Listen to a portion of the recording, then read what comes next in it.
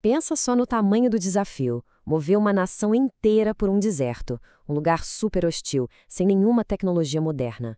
Hoje, a gente vai mergulhar num texto antigo, lá do livro de Números, para entender como uma das maiores operações de logística da história foi pensada e, mais importante, executada. Pois é, essa é a grande pergunta. E não estamos falando de uma simples caminhada, né? É a mobilização de centenas de milhares de pessoas com seus rebanhos e ainda por cima carregando um santuário inteiro que era portátil. Tudo isso sem GPS, sem rádio, sem nada do que a gente tem hoje. Como é que se garante que um grupo tão gigantesco se mova de um jeito organizado? Para a gente entender como eles fizeram isso, nossa análise vai seguir esses 5 pontos aqui. A gente vai explorar o tamanho do desafio, o sistema de comunicação que eles criaram, a organização física da marcha, o momento exato da partida e, por fim, uma dinâmica fascinante entre a liderança humana e a orientação divina. Então vamos lá. A cena se passa no Monte Sinai. Depois de um bom tempo acampada ali, essa população enorme está se preparando para partir. E o destino logo à frente? O deserto de Parã. Um lugar vasto, intimidador. A tarefa que eles tinham pela frente era sinceramente colossal. Pensa na escala disso. Não são só as pessoas, são os rebanhos que precisam de pasto, de água. E bem no centro de tudo, o tabernáculo, que era o santuário sagrado e portátil deles. Ele precisava ser desmontado, transportado e remontado com cuidado absurdo. Sem um sistema de coordenação muito claro, o resultado seria um só: caos total. E é aqui que a gente começa a ver a solução. Para conseguir coordenar todo mundo, foi criado um sistema de comunicação bem sofisticado que se baseava em 2 trombetas de prata, feitas especialmente para isso. Elas eram, na prática, o sistema de transmissão de toda a nação. O texto é bem específico, sabe? Não era qualquer trombeta, não. Eram feitas de prata batida, um material nobre, e o uso delas era exclusivo de um grupo, os sacerdotes, os filhos de Arão. Isso já mostra a função sagrada que elas tinham e, claro, centralizava o comando. A precisão desse sistema era impressionante. Era um verdadeiro código sonoro. Se as 2 trombetas tocassem juntas, significava reunião geral, todo mundo aqui. Se tocasse só uma, a chamada era para os líderes. E para a partida, toques de alarme específicos indicavam qual grupo devia se mover primeiro. Era quase uma coreografia sonora para uma nação inteira. E para não ter confusão, o texto faz uma distinção muito importante entre os tipos de som. Tinha um som para dizer, venham até aqui, e um som completamente diferente que era o sinal de preparem-se para marchar. Essa clareza era fundamental para garantir que a ordem certa fosse seguida por todos. E o mais legal é que essas trombetas não serviam só para viajar.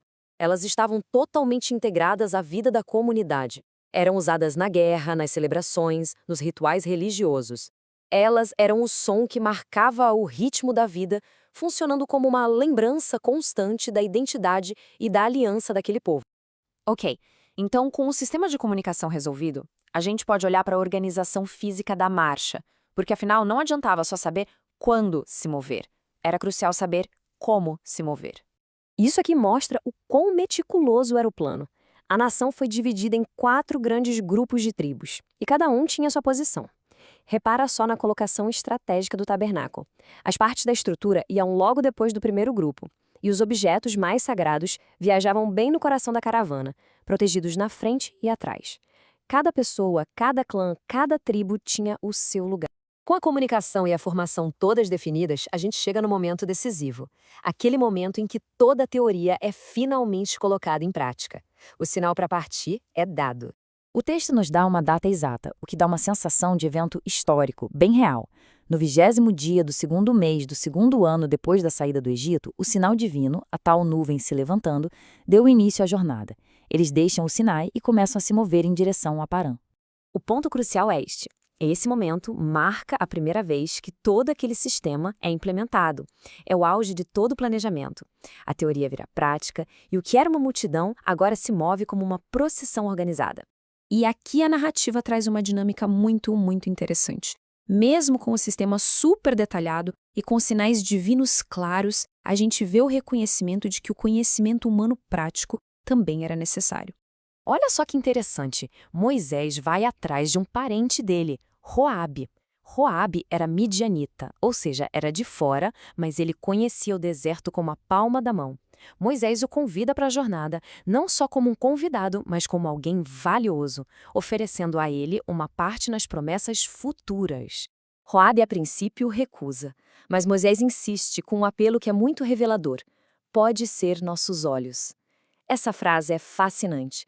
Ela mostra um líder que, mesmo seguindo um sinal divino como a nuvem, entende o valor insubstituível da experiência local, da sabedoria humana para achar os melhores lugares para acampar, fontes de água e evitar perigos. No entanto, o texto imediatamente coloca essa dependência humana em contraponto com a orientação divina.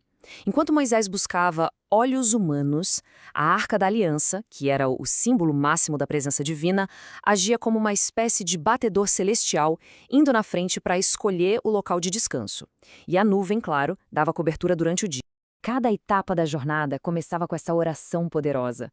Ela transforma a marcha de uma simples migração em um avanço divino.